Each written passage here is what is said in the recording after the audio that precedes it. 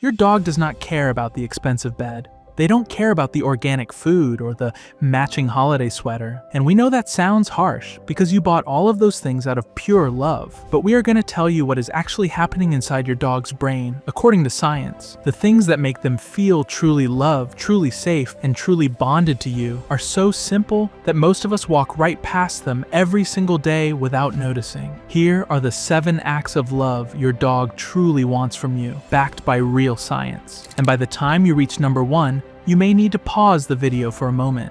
Act number 7, the olfactory hug.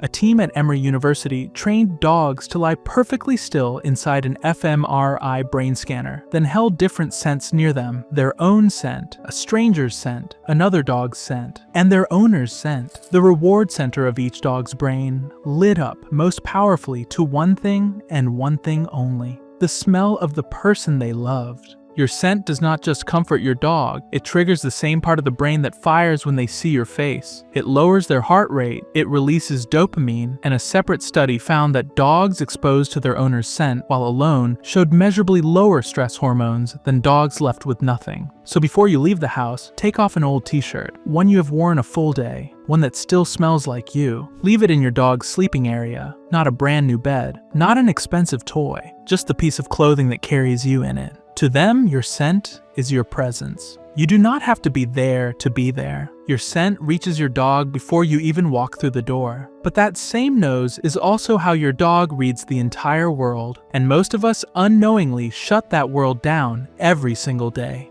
Act number 6, the sniffari walk. Think about the last time you walked your dog. Were you pulling the leash? Rushing them past things? Checking your phone while they tried to stop and sniff? If so, you were accidentally taking one of the most important things away from them. Researchers at Barnard College and the University of Lincoln studied dogs in 2 groups. One group did structured walking. The other was allowed to sniff freely. When both groups were tested for their overall mood afterwards, the sniffing group scored significantly more positively. It had one of the largest effect sizes the researchers had ever recorded. When your dog stops to smell a fire hydrant or a patch of grass, they are not being difficult. They are reading the neighborhood news. Who passed by? What changed since yesterday? What other animals were here? A dog's nose has 300 million smell receptors. Ours have 6 million. Their world is built in scent, and a walk is how they experience all of it. Give them a long leash. Let them lead. Let them linger. 20 minutes of genuine sniffing can satisfy them more deeply than an hour of forced jogging. Giving your dog freedom on a walk points to something even deeper, something most dog owners never think about: the idea that your dog needs to have a say. Act number 5, autonomy and consent. This one surprises people. We control almost every aspect of our dog's life when it comes to what they eat, when they go outside, where do they sleep. We pick them up without warning. We hug them when we feel like it, and we rarely stop to ask if they want any of it. A study that analyzed 250 photographs of people hugging their dogs found that 81% of the dogs were showing at least one clear stress signal: stiff body, turned head, whites of the eyes showing. Only 7% appeared genuinely comfortable. We hug them because we love them, and they tolerate it because they love us back. But love should not require tolerating. Researchers found that animals with zero control over their own environment can develop what scientists call learned helplessness. They stop trying. They stop responding. They emotionally shut down. Some dogs we describe as calm are actually just dogs who have stopped trying to be heard. Here is a simple thing you can do today: the 3-second rule. Pet your dog for 3 seconds, then stop and pull your hand away. Watch what happens. If they lean into you or nudge you, they are asking for more. Give it freely. If they look away or shake off, they are asking for space. Give that freely too. Respecting that small choice builds a kind of trust that no treat in the world can buy. Once your dog trusts you with their body, something even deeper happens. Their nervous system starts to sync with yours. And this part of the science is almost impossible to believe until you see the data. Act number 4, nervous system co-regulation. Swedish researchers at Linköping University studied 58 dog and owner pairs over several months. They measured the stress hormone cortisol in both the dogs and the people. The finding was remarkable. Dogs' long-term stress levels mirrored their owners' long-term stress levels. And the part that really matters, it was not the dog's own personality that determined how stressed the dog was. It was the owner's personality. Your dog reads your face, your breathing, your body tension, your voice, every single day. They absorb your stress the way a sponge absorbs water. A 2025 study in Scientific Reports found that owners who mentally replayed work stress at home transferred that stress directly to their dogs. Your hard day at the office follows you home and lands on your dog. Being your dog's emotional anchor does not mean pretending everything is fine.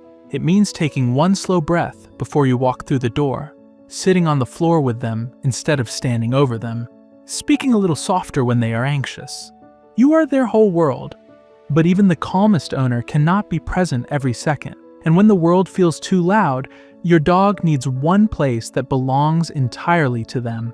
Act number 3, the unwavering safe haven. Your dog needs a space that is 100% theirs. A crate with the door always open. A covered bed in a quiet corner. A spot behind the couch they pick themselves. And the rule around that space matters just as much as the space itself. Nobody disturbs them there. No kids pulling their ears. No forcing them out for cuddles. No exceptions. About 40% of dogs show some level of noise sensitivity. When a storm hits or fireworks start, that safe space is the difference between a dog who can breathe and a dog in full panic. You are not spoiling your dog by protecting their retreat. You are honoring an instinct that goes back tens of thousands of years. Give them a corner of the world they can count on. That safe space matters most in quiet moments. But the real test of love comes in the hardest ones. And this next act is the one nobody talks about enough. Act number 2, the anchor of presence. There is a myth that comforting a scared dog makes the fear worse, that you should ignore them during a thunderstorm. Let them work through it alone. The research says the opposite. Fear is not a behavior you can accidentally reinforce. Fear is an emotion, and a study published in the Journal of the American Veterinary Medical Association found that dogs showed measurably fewer fear responses at the vet when their owner stayed in the room. Your dog looks to your face when they are scared, every single time. Studies show that 83% of dogs turn to their owner first when something frightens them, searching your expression for a signal that tells them whether to be afraid or not. You are the person they believe in most on earth. And when the hardest day eventually comes, and it always comes, the greatest act of love you can give is to stay in the room. Veterinarians consistently describe animals in their final moments, searching for the person they belong to. Being there is not just meaningful to your dog. For them, it is everything. We have talked about scent, walks, trust, and presence. But there is one final act, the one that scientists are calling the most extraordinary discovery in modern animal research. Act number 1, the love gaze. When a dog and their owner look softly into each other's eyes, both of their bodies release oxytocin. Oxytocin is the same hormone that floods a mother's body when she holds her newborn baby for the very first time. The same molecule that tells the brain, this is safe, this is love, this is mine, and it flows in both directions. The dog's oxytocin rises, the owner's rises, and the more it rises in one of them, the more it rises in the other. A feedback loop of love running between two different species. The researchers then tested wolves raised by humans. Even wolves deeply bonded with their caretakers did not show this response. Dogs are the only non-human species on Earth to have built this mechanism with us.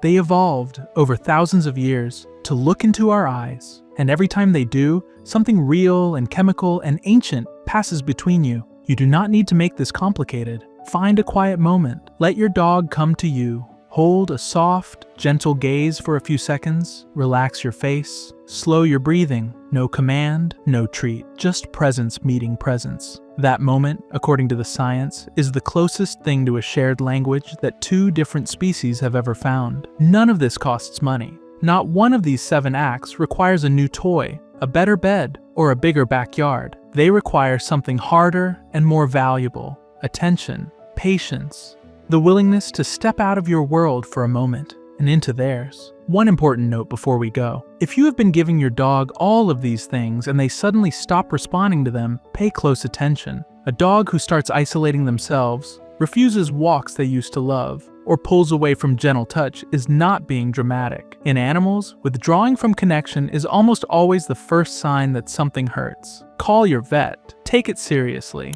If you like this video, please subscribe for more. We will see you in the next one.